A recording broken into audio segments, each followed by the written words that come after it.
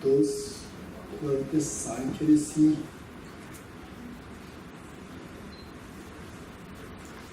If there's a possibility, if someone can come here, in the middle. In the middle, there's no space here. Because if you don't see, there's no point. Is it okay here?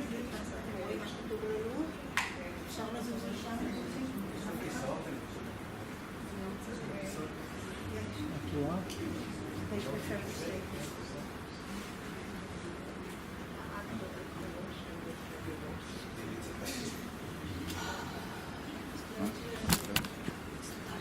Is there more space here in between?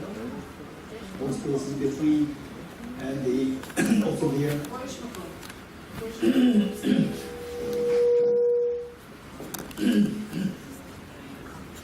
Okay.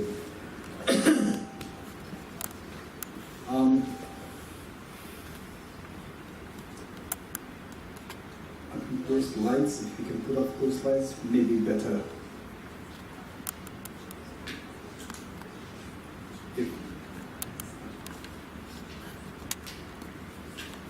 Is it better now? Yes. Okay. Good evening, every one of you. It is a great joy for me to be with all of you, and particularly speaking about about science, modern science and philosophy. And then in the end, I will also try to, if time allows or the time permits, I'll also speak a little bit about dealing with our emotions.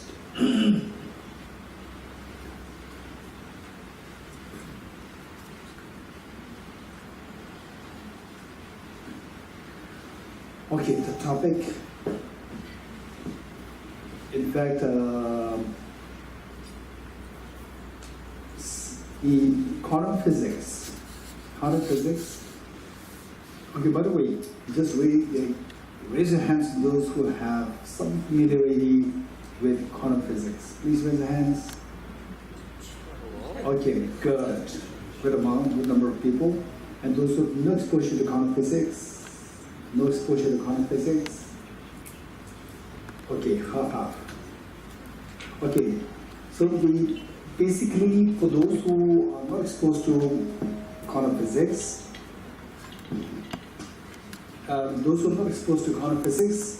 I'll try to make it. Okay, I'll try to make it simple. Volume could be a little less. Yes.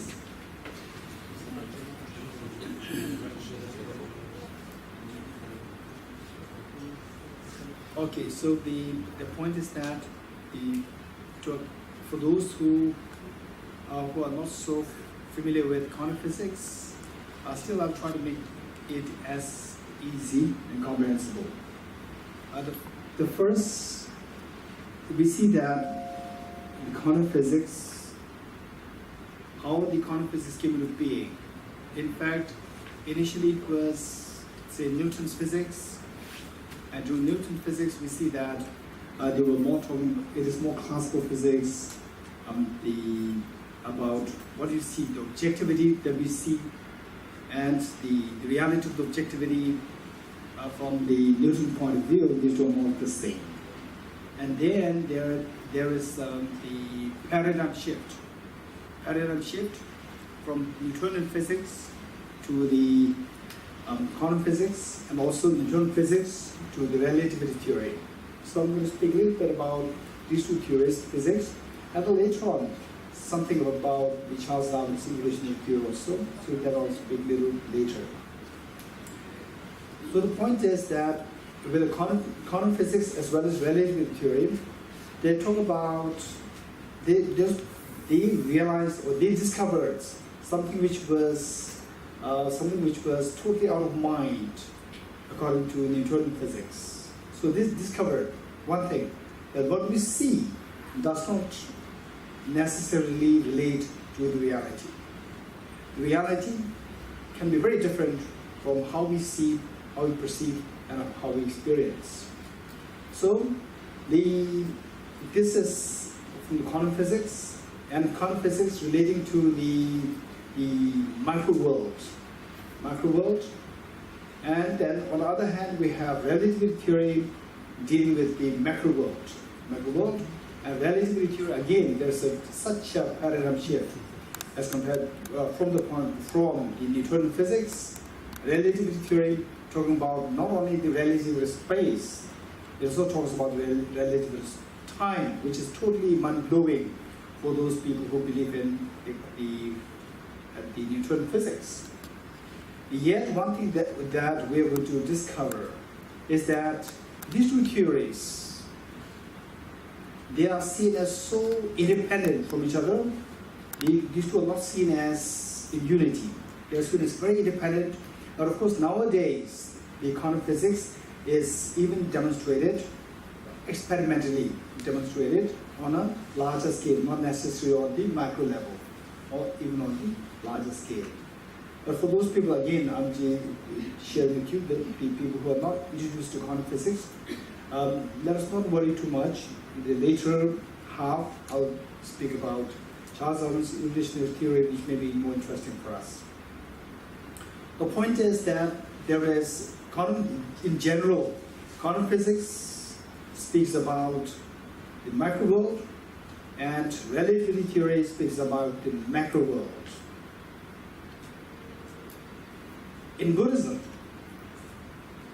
and of course, those of you who are already familiar with physics, you know that Albert Einstein,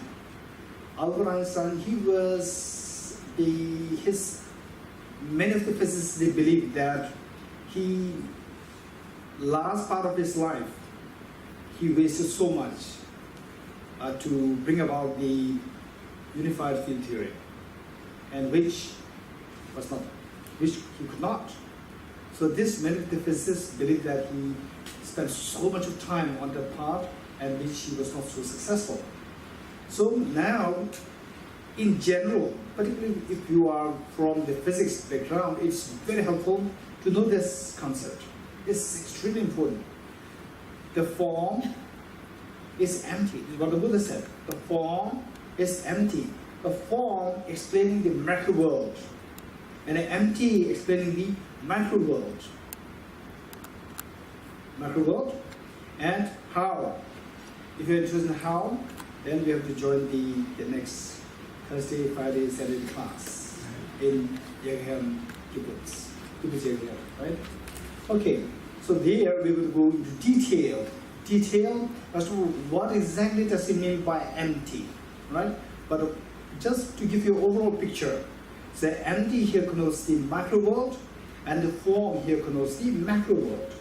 And 2,500 years ago, the Buddha so beautifully came up with the reconciliation, came up with the bringing harmony, seeing the compatibility of the two things, the macro and the macro world. So the form is empty. What we see as the form, if you go to the objectivity, you see that is empty. So what we see, and the objectivity there, the reality out there, there's a discrepancy here. There's a discrepancy. Like what quantum physics says. Quantum physics, they speak about the particle and the wave-particle duality. Wave-particle duality, they speak about it. And then they also speak about how things, while we see them as so objectively real, things make sense, the observed makes sense only in dependence of the observer. Independent of the observer, observed makes no sense. So that of course is applicable only on the macro world. Whereas on the macro world, the quantum physics, the theories of the quantum physics may not necessarily be applicable to the macro world. So now, whereas here, the Buddha taught the macro world and the macro world, these two can be explained to be harmonious, not from one perspective, but from two different perspectives. Say the quantum physics dealing with the macro world is from the perspective of the micro perspective, and the relativity theory dealing with the macro world, universe, and so forth. So that is being observed through the macro perspective, the macro perspective. Because these two perspectives are different, we cannot try to bring them together in the eyes of the same perspective. So Buddha said that the form is empty. With respect to the macro perspective, what we see as a macro world can be only reflected in the form of the micro, not in the form of the macro. Form is empty, not form is form. Whereas the emptiness is form. When you switch the perspective from the micro perspective to the macro perspective, then you should be able to see only the form, not the micro. So emptiness is form. Yet these two, are these two contradictory phenomena, or these two are just the two natures of the same object? It says form is not different from emptiness, and emptiness is not different from the form. Macro is not different from the macro, and the micro is not different from the macro. These two are the expositions of the same object, same object. These are the two natures of the same object seen from two different perspectives. So likewise, the same reality can be seen from the lens of the quantum physicists, and can be seen from the lens of the relativity theorists. Whereas simply through the lens of the quantum physicists, if you try to bring the two things together, try to explain the relativity theory, then it is not possible from the understanding of this, the form is empty, empty is form. Okay, this is something which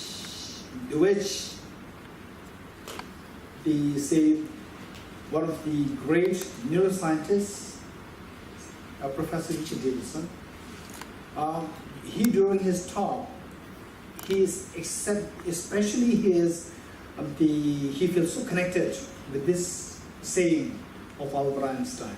So the point that we need to keep in mind is that while we talk about the very sophisticated quantum physics, very sophisticated relativity theory and neuroscience and so forth, we should not forget the humanity.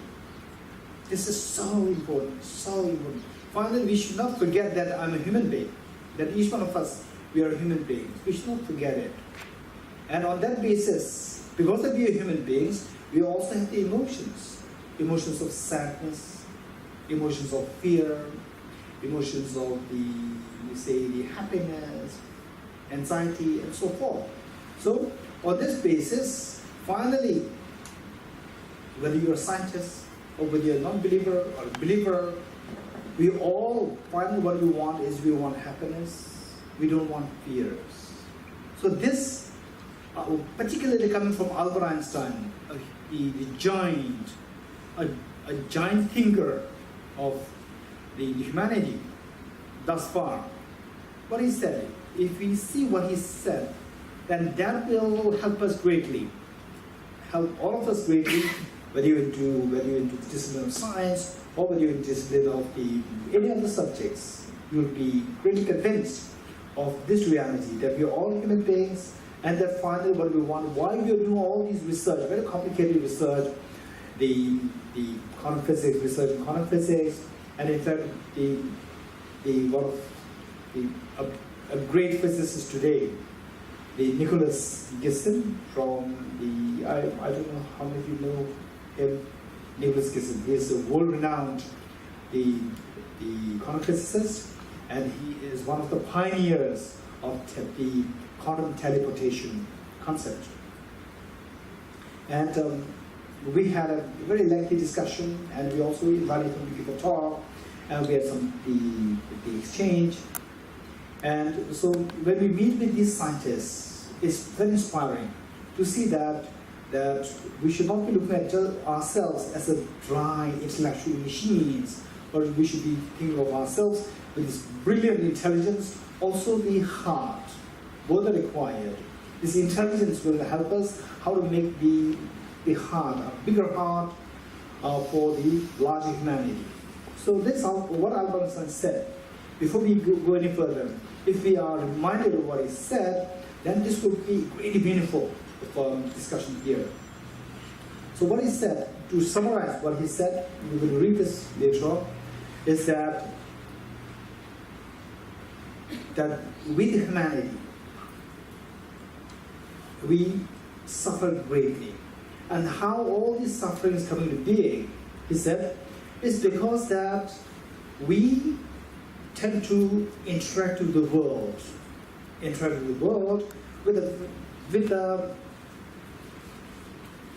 a very specific lens,